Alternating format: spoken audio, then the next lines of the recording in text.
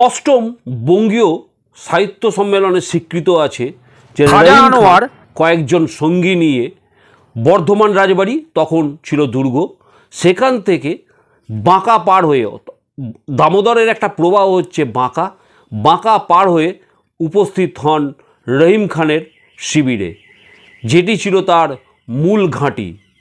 অপভ্রংশে হয়তো এই জায়গায় আজ মূল কাঠি। বিদ্রোহীদের দমন করে শাহজাদা আজিমুসান বর্ধমানের পীর বাহারাম সাক্কার দরবারে নতজানু হয়ে অভিবাদন জানান। তিনি আরও 2 বছর বর্ধমানে অবস্থান করেন।